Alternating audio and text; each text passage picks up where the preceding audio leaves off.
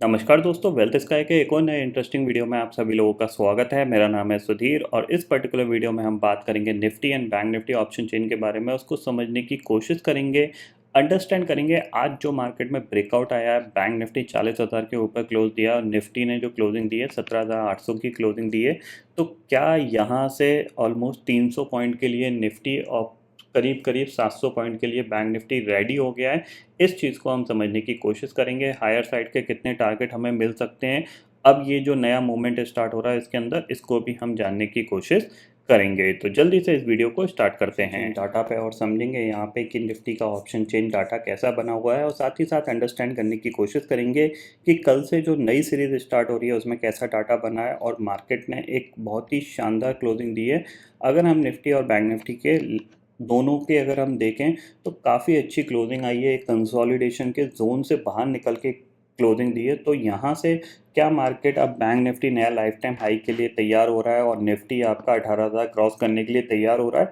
इस चीज़ को हम समझने की कोशिश करेंगे, ठीक है। बट सबसे पहले बात करते हैं मार्केट एट 11 के वीडियो की। मार्केट एट 11 के वीडियो में मैंने आपको क्लियरली समझाया था, अगर आपको जो भी बाय करना है, अगर बैंक निफ्टी 40,000 के ऊपर निकलता है तब आप बाय करके काम कर सकते हैं, क्योंकि फिर शॉर्ट कवरिंग आपको कंटिन्यूसली हेल्प करेगी ऊपर जाने के लिए। सेम चीज़ निफ्टी में मैंने आपको बताया था, अगर आपको 17,800 के ऊपर निकलता है निफ्टी और उसके ऊपर सस्टेन करता है तभी आपको लॉन्ग साइड पे काम करना है। तो निकला तो था, लेकिन वो बहुत एंड ऑफ द डे जाके निकला था, तब कोई कंसेप्ट नहीं बनता। बट बैंक निफ्टी ने कंटिन्यूसली यहाँ पे 40,000 के ऊपर कामकाज किया और शॉर्ट कवरिंग की मदद से कह सकते हैं हम 40,265 का हाई बना। अब एक चीज़ यहाँ पे देखने वाली बात यह है कि अगर आप बैंक निफ्टी का डे चार्ट देखोगे यहाँ पे, तो देखो क्लियरली हर एक प्राइस एक्शन को पॉजिटिव तरीके से बिहेव किया है बैंक निफ्टी ने। अगर आप यहाँ पे, मैं आपको कुछ इंपॉर्टेंट पॉइंट बताता हूँ, क्योंकि कल की सीरीज़ में कोई ऐसा कोई डाटा बना नहीं है जिसको हम रीड करके ये एनालिसिस कर सकें कि कल क्या होने वाला है। बट कुछ चार्ट पे हम कुछ पैरामीटर समझने की कोशिश करेंगे जो हमारे काम आएंगे, ठीक है।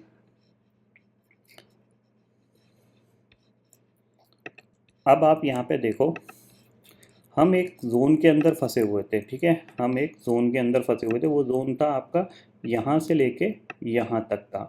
अब अगर प्राइस एक्शन वाइज अगर आप देखोगे, बैंक निफ्टी का प्राइस एक्शन यहाँ से बनना स्टार्ट हुआ था, ठीक है।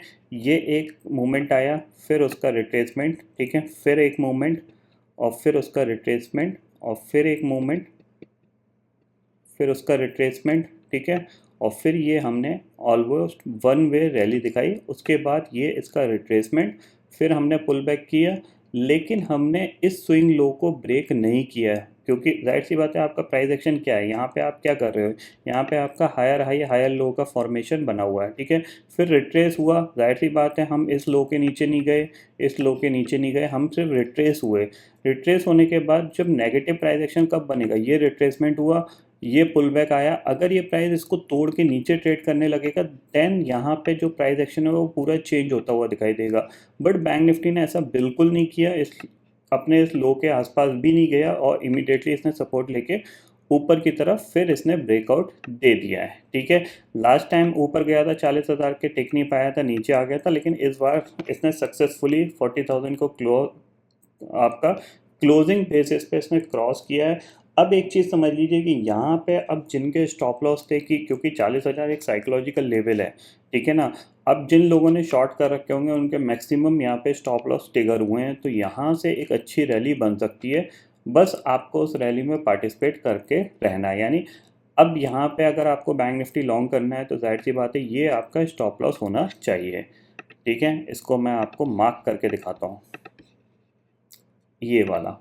यानी कितना है आपका 39,250 के नीचे जब तक बैंक निफ्टी क्लोज नहीं होता तब तक आपको यहाँ पे क्या करना है, बैंक निफ्टी को लॉन्ग ही रखना है, ठीक है। इतना आप समझ लिया। अब लॉन्ग करने के तरीके बहुत सारे हैं, कि आप या तो 39,000 के नीचे की पुट ऑप्शन सेल कर दो मंथली ऑप्शन में, या फिर आप मंथली की ऑलमोस्ट 41,000 की कॉल ले लो। मंथली वाली की बात कर रहा हूँ, हो सकता है नेक्स्ट मंथ की बाय कर लेना, ठीक है। या फिर आप फ्यूचर लॉन्ग कर लो। ये सिंपल सा तरीका है, क्योंकि ये एक ब्रेकआउट है और बिल्कुल ब्रेकआउट जैसा दिख रहा है। कल अगर हम इस हाई के ऊपर ट्रेड करना स्टार्ट करेंगे तो जाहिर सी बात है हम धीरे धीरे धीरे बैंक निफ्टी में ऊपर ही जाएंगे। अभी भी प्राइस एक्शन जो बैंक निफ्टी का है पॉजिटिव ही बना हुआ है, ठीक है। अब चलते हैं यहाँ पे ऑप्शन चेन डाटा को देखते हैं, और ग्लोबल मार्केट में देखा जाए तो कल एक अच्छा खासा बाउंस बैक देखने को मिला था, जो कि मैंने आपको कल भी इंडिकेशन दिया था कि कंटिन्यूसली गिर रहे हैं, 6-7 ट्रेडिंग सेशन से कंटिन्यूसली गिर रहे हैं।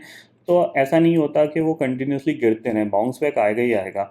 तो वो बाउंस बैक हमें कल देखने को मिला था, काफ़ी अच्छा था। नैस्डैक 2% और डाउ जोन्स करीब 1.5% ऊपर जाके बंद हुआ था, ठीक है। बट अभी भी स्टिल अगर देखा जाए वो बाउंस बैक के बाद कोई फर्दर पॉजिटिविटी नहीं है, बट हम कह सकते हैं आउट परफॉर्म कर रहे हैं, क्योंकि हमारे लिए जो बेसिकली क्यूज़ हैं जहाँ पे कि हम किन कारण से हम गिर सकते थे, वो कारण हमारे थोड़े से कम है। अगर देखा जाए तो एफ आई की कोई सेलिंग नहीं है, जाहिर सी बात है।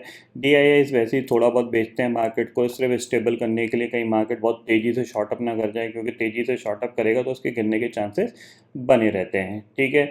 क्रूड ऑयल आपका ऑलरेडी ओवर द नाइट 6% गिरा, 90 के नीचे आ गया, तो हमारे लिए पॉजिटिव ज़्यादा है, नेगेटिव कम है। तो इसीलिए हम आउट परफॉर्म कर रहे हैं। और सबसे बड़ी खासियत क्या है कि कॉल राइटर जैसे ही फंसते हैं वो ईजिली लेवल क्रॉस करने में निफ्टी और बैंक निफ्टी की मदद करते हैं हायर साइड पे, ठीक है। तो ये पॉइंट आपको यहाँ पे ध्यान में रखना है।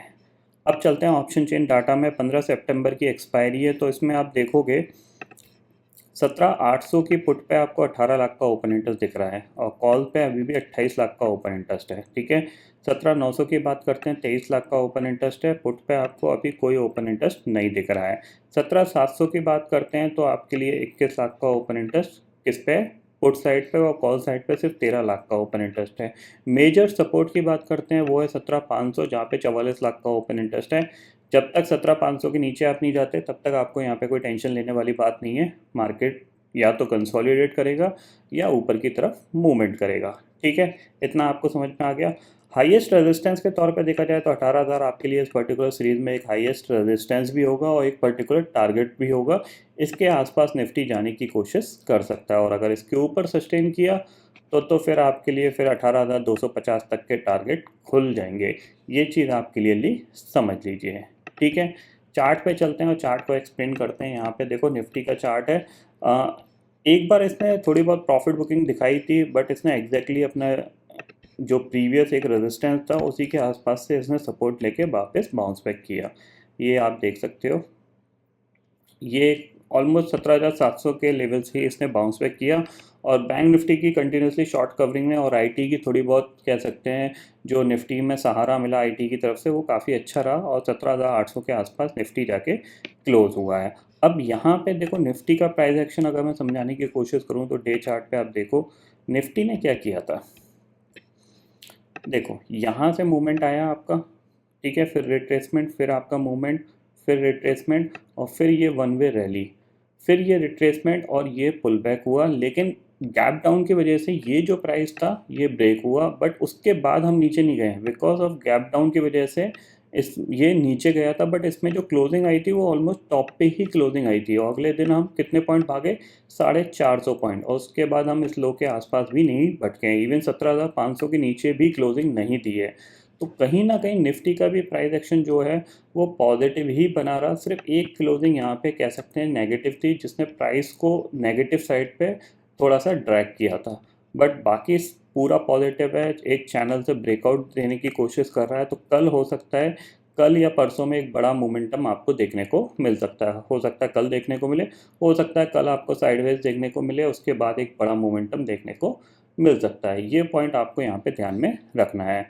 अब लेवल कौन कौन से इंपॉर्टेंट है उनकी बात कर लेते हैं। तो यहाँ पे सबसे पहले हम 50 मिनट का टाइम फ्रेम मार्क कर लेते हैं, ठीक है।